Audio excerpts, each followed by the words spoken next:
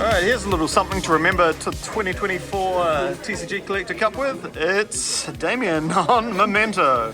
Yeah, so I played Memento today. It was pretty good. Rocked the profile. Yep. There's a video.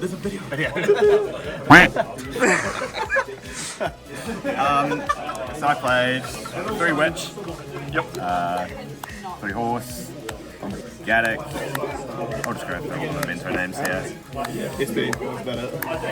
So you literally have to run one of each of all the... Yeah, so you have the all the 1-card starters. So you play multiples of all the good ones, Yep. and then all of these are the bricks that you don't want to draw.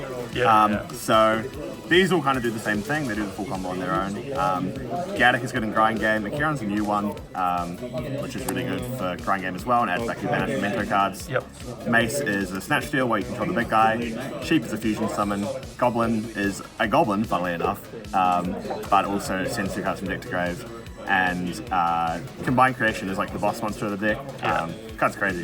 It's just like every turn you get to summon it back. 5,000 attack. Not once per turn to summon, doesn't activate, and funnily enough, is not a dark, so you can't steal it. It's pretty good. It's not even a worm. It just means you grind forever because you just constantly shuffle back to grave. But those are pretty standard ratios, really. Yep. That's pretty sick. Then you play 2 fusion, 1 of the field spell, 3 Bone Party, and a Cranium Burst for the Memento spell traps. Yep. So Bone Party is just like an e-tally for the deck. It's a quick play so you can dodge Imperm, which is pretty good. The field spell's crazy, but you don't need to play 1 because you can search it off the big fusion. And fusion's really good. It's another quick way so you can like dodge Imperm. This deck's just anti-Imperm. But this has a really good graveyard effect, which searches another Memento spell trap, and that's a pretty standard ratio. Some people play 3 fusions, but I don't want to clog it. And of course the trap with Combined Creation, that's 5 negates. Yeah, that's true. Yeah, so the trap, it's basically Apple on a trap card. The only annoying thing is that it only negates effects on the field. If this card was like negating grave effects, it'd be great, but it's still really good. You just set it up as part of your main combo, and the second effects, so like. It's pretty much when you have a Memento up, they have to attack the one with the highest attack. So the amount of times people go to battle phase, like, oh, try to attack over IP, it's like, nah, you gotta attack this. Yep. So good. Yeah, it's pretty good. So, the other cards, so I play a full small Fiends package. Yep. This was good. I think it's just Desiree's a really good card. Engraver is like full cards. It's a full Memento combo on its own, so like it kind of is engine. But these cards suck to draw and drew them like all game. Oh yeah, so I don't know if I'd play them in the future.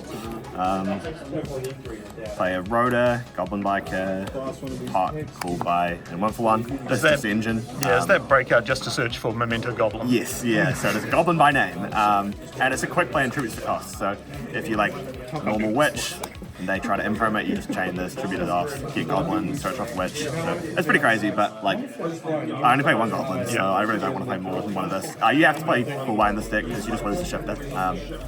You just can't do anything through Shifter, and you need to have an answer for it. Pot, because you don't really draw, and Rhoda Search Darkblade. Cool. So you get about 15 1-card starters with 1-for-1 and all the Memento names. Sweet.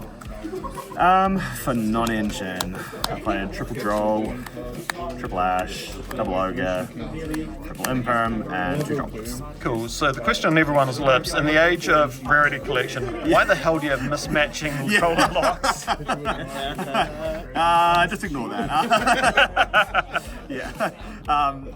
I don't know. It's just extra BM when you give them the gold draw. Like it's like it's extra fuck you. Like, but no, these are good. Draw is like really good. I'm glad I played it. And Ogre is also really good, but you don't want to play multiples because you can't use it on the shifter, and you don't want to lose to shifter more than you already do. So yeah, that was the main. It's 45 cards. You want to play a bit more because you play all those terrible Memento names and you do not want to draw them.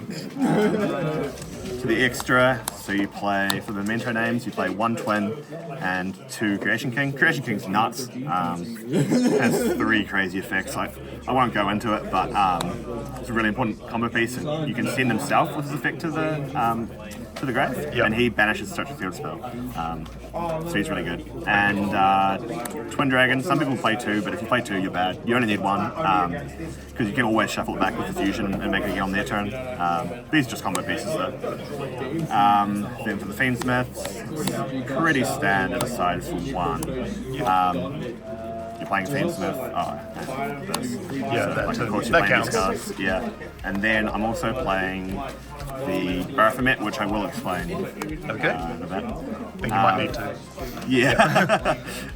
So Guardian Chimera, because the fusion spell is a quick play and it doesn't need to summon a Memento, so you can just make Guardian Chimera, which is kind of cool sometimes. That's awesome. Yeah. And then SP, IP, it's nice to link off like the Nib token and stuff sometimes. Yep. Cross Sheep for the Fiendsmith combo, and this should be some stuff, but it's Desiree. This card is crazy. This card is so That thing is so cracked. yeah, one of the best things that comes up with this is you end with like a Desiree sequence, so they can't target it. They came up against Tempai, and he like goes droplet, send a monster and a spell, like try to negate. It's like, okay, well I'll just chain the trap card that I have set, chain Desiree, like negate both your breakers. Yeah. Because it works out hot red. Yeah. So good. No, it's crazy. Onto the side. So I'm playing a Diabells, so it's part of a combo with the Baphomet. You Baphomet summon off the Fiendsmith cards, and you send this from deck to grave, and then you link the sequence and Baphomet off for SP. SP banish the Diabells, and then on their turn you banish this from grave to reborn this. And this card's cracked because you And then you put them under a lock. yeah, it turns off droplet, turns off evenly, which evenly is big for this deck because you don't have an Omni. And yeah, you can like pop shit when they set it. So card was really good, just started them going first. And then I played triple Nib. I probably should have cut this, never started it, but it's just good to have. Played some cooked ratios with 1 Thrust, 2 Dark Ruler, 1 Storm, 1 Evenly. Oh no, this makes complete sense. Yeah, I know. Yeah, definitely, right? With the 1 Thrust. I just wanted to... The main thing I wanted to do is I wanted to have breakers... I wanted to have different breakers. I don't want to draw 2 of the same board breaker. Yeah. And with Thrust, you can kind of get away with playing shitty ratios anyway, so... they were fine. And then I played Triple Cosmic, because this card's pretty good, like going first or second. It's good against Snake Eye. Even if you go first, it's like a pretty good disruption to hit Island or Deception. Then I played Barrier, because it's Barrier and you can thrust into it. And the Tikaboo, because every single card in your deck is a different type. Nice. Any shout-outs? Shout outs to the lads. Shout outs to TCG Collector. Shout-outs to Roger. Shout outs to Roger. Yeah. Shout outs to the cast. Dealer, give us some good hands. Troy, smile you sack of shit. Right, cheers Damien.